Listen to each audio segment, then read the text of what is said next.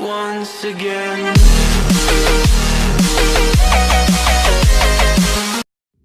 Assalamualaikum warahmatullahi wabarakatuh. Kembali lagi dengan saya Siti Rofiqatur Hasanah, NIM E2019-2172.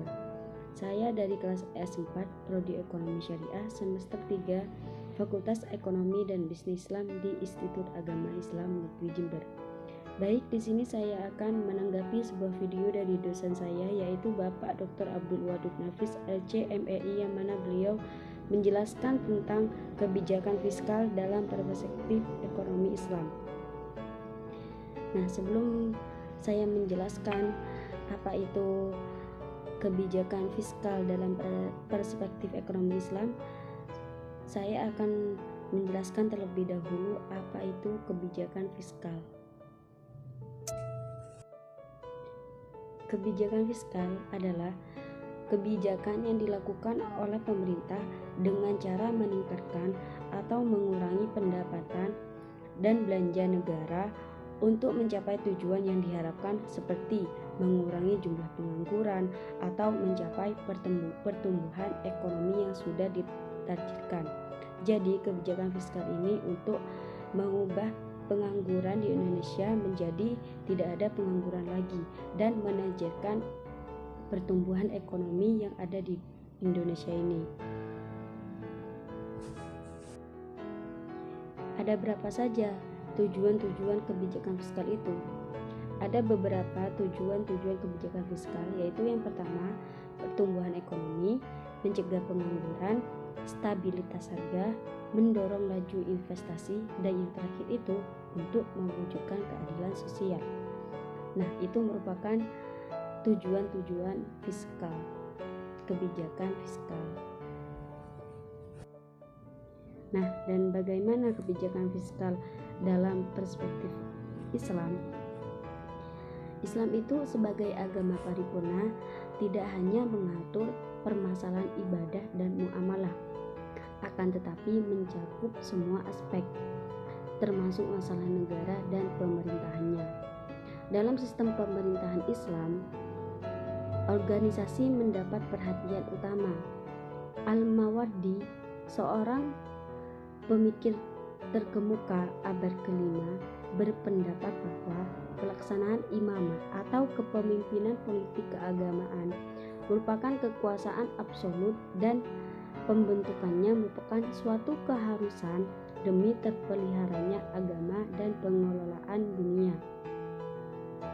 Berkaitan dengan hal tersebut, negara memiliki peran aktif demi terrealisasinya tujuan material dan spiritual.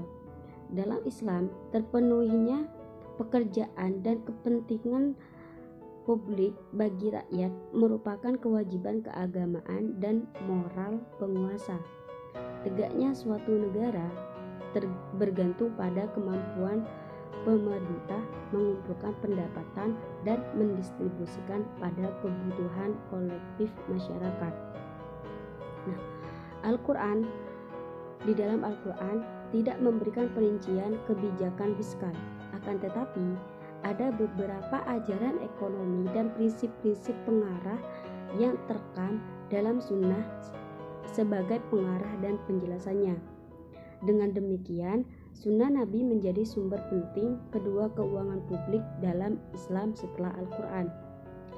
Dan dalam Islam itu, kebijakan fiskal merupakan suatu kewajiban negara dan menjadi hak rakyat, sehingga kebijakan fiskal bukanlah semata-mata sebagai suatu kebutuhan untuk perbaikan ekonomi maupun untuk peningkatan kesejahteraan rakyat, akan tetapi lebih pada penciptaan mekanisme distribusi ekonomi yang adil. Karena hakikat permasalahan ekonomi yang melanda umat manusia adalah berasal dari bagaimana distribusi harta di tengah-tengah masyarakat terjadi. Jadi, uang publik itu dipandang sebagai amanah di tangan penguasa dan harus diarahkan pertama-tama pada lapisan masyarakat yang lemah dan orang-orang miskin, sehingga tercipta keamanan masyarakat dan kesejahteraan umum. dan penjelasan itu merupakan penjelasan kebijakan fiskal menurut perspektif Islam. Nah, dan bagaimana kebijakan fiskal sebagai fungsi alokasi, distribusi, dan stabilisasi perekonomian? Nah, saya akan menjelaskan apa maksud dari itu. Secara umum itu, fungsi kebijakan fiskal adalah fungsi alokasi, distribusi, dan stabilisasi perekonomian. Dalam hal alokasi, maka digunakan untuk apa sajakah sumber keuangan negara, sedangkan distribusi menyangkut bagaimana kebijakan negara mengelola pengeluarannya untuk menciptakan mekanisme distribusi ekonomi yang adil di masyarakat.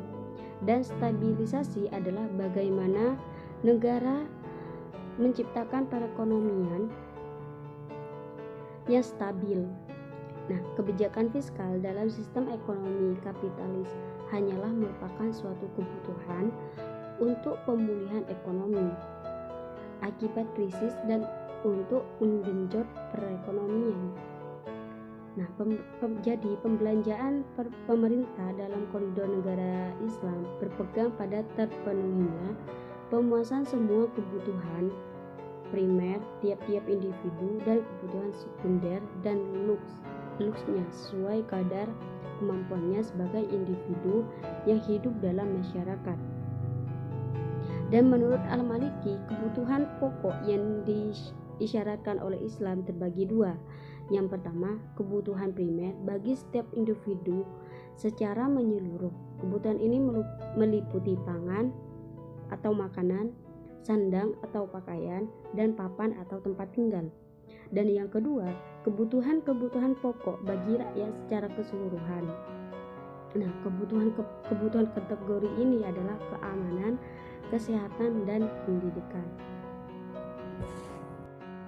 Mungkin hanya itu saja yang bisa saya jelaskan tentang kebijakan fiskal menurut perspektif ekonomi Islam.